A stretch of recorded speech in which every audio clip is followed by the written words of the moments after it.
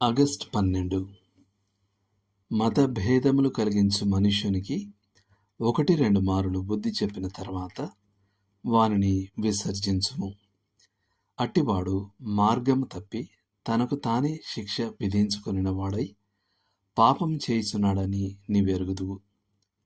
తీతుకు రాసిన పత్రిక 3వ అధ్యాయము 10-11 వచనాలు.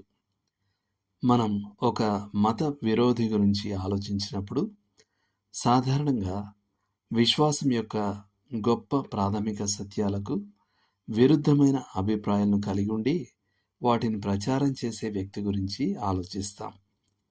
క్రీస్తు శకం 2వ మరియు 3వ శతాబ్దాలలో జీవించిన ఏరియస్, మోంటానస్, మార్సియస్ మరియు పెలాజియస్ వంటి వారి గురించి మనం ఆలోచిస్తాం. నేను మత విరోధి అనే నిర్వచనాన్ని తిరస్కరించడానికి బదులుగా దానిని విస్తరించాలని అనుకుంటున్నాను. క్రొత్త నిబంధన ప్రకారం ఒక మత విరోధి అంటే సంఘంలో విభజనను కలిగించే ఒక బోధను, అది ద్వితీయ ప్రాముఖ్యత కలిగినదైనప్పటికీ మొండిగా ప్రచారం చేసేవాడు కూడా. అతడు ప్రాథమిక సిద్ధాంతాల పట్ల నమ్మకంగా ఉండవచ్చు, అయినప్పటికీ తాను ఉన్న సహవాసం యొక్క ఆమోదించబడ్డ నమ్మకానికి భిన్నంగా ఉన్నందున వివాదాన్ని సృష్టించే మరో బోధను ముందుకు తీసుకువస్తాడు. చాలా ఆధునిక వాదాలు మత విరోధి బదులుగా భేదములు కలుగజేయువాడు అని చెప్తాయి. భేదములు కలుగజేయువాడు సంఘంలో చీలికను కలిగించినప్పటికీ తన సిద్ధాంతపరమైన పట్టుదలను మొండిగా కొనసాగించాలని నిశ్చయించుకుంటాడు. అతని సంభాషణ అనివార్యంగా ఈ ప్రియమైన అంశానికే మళ్ళుతుంది. అతడు బైబిల్లో ఎటువైపు తిరిగినా తన అభిప్రాయానికి మద్దతు దొరుకుతుందని అనుకుంటాడు. దానిని ప్రవేశపెట్టకుండా అతడు బహిరంగంగా వాక్యాన్ని పరిచర్య చేయలేడు.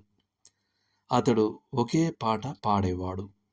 అతని వైలిన్పై ఒకే తీగ ఉంటుంది మరియు ఆ తీగపై ఒకే స్వరాన్ని వాయిస్తాడు.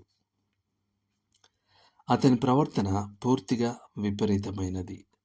అతడు విశ్వాసులను వారి విశ్వాసంలో బలపరిచే బైబిల్లోని 1001 బోధనలను పూర్తిగా నిర్లక్ష్యం చేసి కేవలం చీలికను సృష్టించడానికి ఉపయోగపడే 1 లేదా 2 విపరీత సిద్ధాంతాలపై దృష్టి పెడతాడు. బహుశా అతడు ప్రవచనం యొక్క ఏదో ఒక నిర్దిష్ట అంశంపై పదే పదే నొక్కి చెప్పవచ్చు, లేదా అతడు ఆత్మ యొక్క ఒక వరాన్ని అతిగా నొక్కి చెప్పవచ్చు, లేదా అతని పట్టుదల కాల్వినిజం యొక్క 5 సూత్రాలపై ఉండవచ్చు. సంఘ నాయకులు అతని స్వీయ చిత్తానుసారమైన ఉద్యమాన్ని కొనసాగించవద్దని హెచ్చరించినప్పుడు అతడు పశ్చాత్తాపపడడు.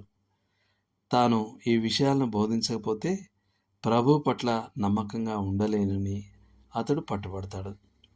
అతడు నిశ్శబ్దంగా ఉండడు. అతనికి వ్యతిరేకంగా ఉపయోగించే ప్రతి వాదనకు అతని వద్ద ఒక అతి ఆధ్యాత్మిక సమాధానం ఉంటుంది. తాను సంఘంలో వివాదాన్ని మరియు విభజనను సృష్టిస్తున్నాననే వాస్తవం అతనిని ఏమాత్రం నిరోధించదు. ఎవడైనను దేవుని ఆలయంను పాడు చేసిన ఎడల దేవుడు వానిని పాడు చేయును అనే దైవిక శాసనం వలన అతడు కదిలించబడనట్లుగా కనిపిస్తాడు. కొరింథీయులకు రాసిన మొదటి పత్రిక 3వ అధ్యాయం 17వ వచనం.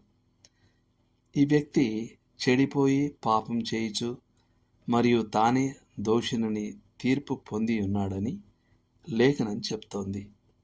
అతడు నైతికమైన వంకర, వక్రీకరించబడిన మనస్సు, చెడిపోయినవాడు అనే అర్థంలో చెడిపోయాడు.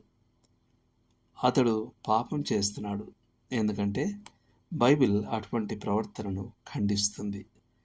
2 సార్లు హెచ్చరించిన తర్వాత సహవాసం అతనిని సామాజిక బహిష్కరణ ద్వారా విసర్జించాలి. దేవుడు మిమ్మును దీవించునుగాక.